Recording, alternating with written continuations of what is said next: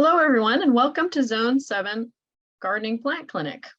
These Zone 7 virtual plant clinics highlight native and other plants suited to grow well in our Mid-Atlantic U.S.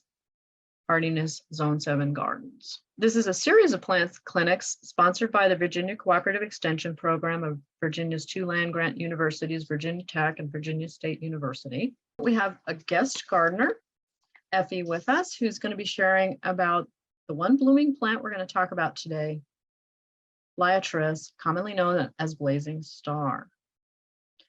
It's an attractive flowering perennial for your full sun garden. Good morning, Effie. We'd love to hear more about blazing star. This year is the first year that I've had blazing star, Liatris spicata, in my garden, and I've been very pleased with it. So I'd like to share with you a little bit about this plant. It's a member of the Asteraceae family. It is a perennial that is native to the eastern US. It's found mostly in the mountains, and it's found in the Piedmont, and it's also in smaller amounts found on the coastal plain, so all over the state of Virginia. It grows in moist areas and meadows. It likes average to moist, well-drained soil. And for pH, it likes neutral to very slightly acidic. It's a low maintenance, showy plant. It loves full sun, but it'll tolerate partial shade. It does well in tolerating high heat, like we've had recently, and humidity. It colonizes by producing new corms. So I'll be excited next year to see how much mine has reproduced. It also propagates well from seeds, and you don't need to treat the seeds in any special way. You can just harvest them and plant them. In appearance, it is a tall spike of purple flowers. It grows 3 to 6 feet in height. In my garden right now, it's probably about 4 feet. It blooms, the blooms open from the top of the flowering spike all the way down. So it starts at the top and it comes down. The foliage is grass-like, with the leaves getting smaller as you move up the stalk. So smaller leaves as you move up, and the blossoms move down. It forms clumps as it grows, and it blooms from midsummer to the first frost. This plant has plenty of advantages. It's a wonderful plant for attracting pollinators, and there is hardly a time that I go out into my garden that I don't see bees and different small bees, honeybees and other bees on the plant. So bees and butterflies, and then when it starts to seed, the goldfinches love it. It's very easy to grow, makes good cut flowers, or you can dry the flowers. It blooms until first frost. And as far as issues, it has very little. While they're usually sturdier, tall ones may require staking, and also ones maybe that you've grown in partial shade might need to be staked. It has no serious disease or insect problems. What type of garden is Liatris good for? Use them in mass plantings in pollinator, rain, perennial, native, cottage gardens, so just about anything. The bees do love it, and these two are from my garden.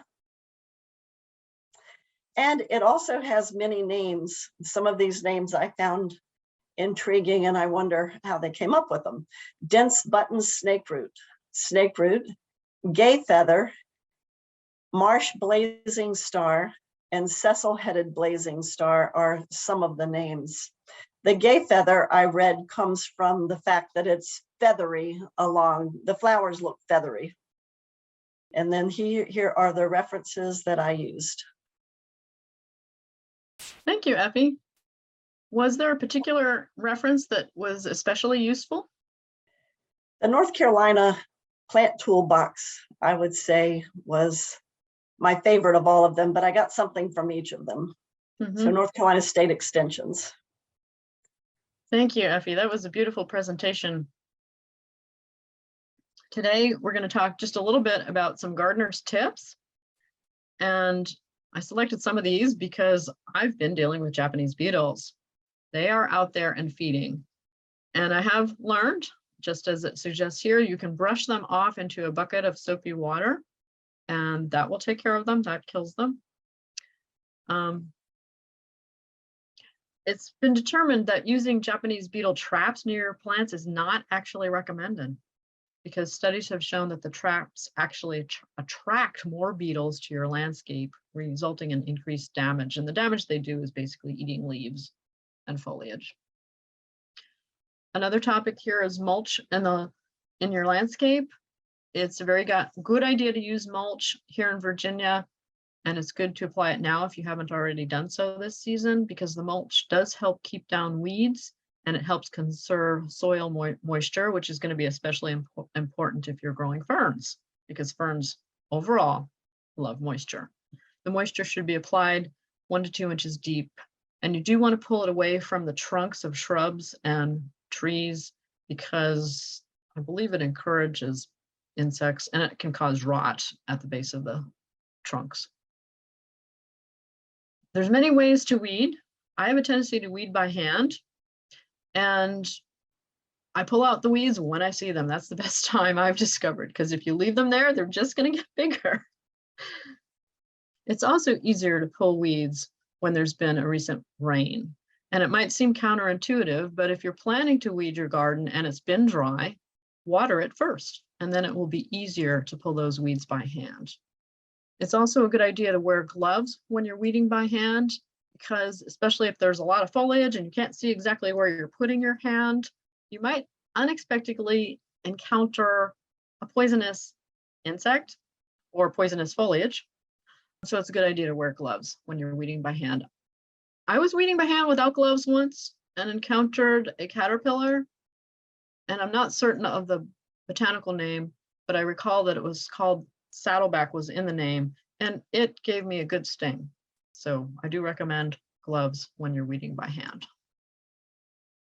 And lawn mowing is important, especially this time of year, especially when we have lots of rain and it's growing fast. One thing to encourage your mowing, mow them high and let them lie. I like this expression. I got this from the University of Maryland Extension Service. That's a good mowing strategy, especially when the heat is here. You want to cut your lawn so it's at 3 to 4 inches. In other words, don't cut it too short, is what they're explaining with mow them high. And let it lie is the idea of allowing your clippings to fall on the lawn, because they actually will give nutrients to the soil eventually, let them naturally decompose. If you're growing chrysanthemums and asters expecting fall blooms, you actually need to trim them back right about now, because they will start blooming now. And I actually have this happening, and I've decided I'm going to leave it and let the chrysanthemum bloom now. But if you're waiting and want those to be blooming in the fall, you do need to trim them back at this point. And another tip for July, the hot July sun quickly heats up the water sitting in your hose if it's in the sun. So run the hose until the water is tepid before watering the garden. I've gone out, turned on the hose, and discovered it feels like bath water. It's really pretty hot if it's been sitting in the sun for a while. So you do want to let it run a bit for the health of your plants. A vegetable garden needs at least 1 inch of water per week in the summer. And that's a good rule of thumb, that most gardens, whether ornamental or you're growing them for food, need 1 inch of water each week. And we tend to get that in Virginia, but we also do have dry periods.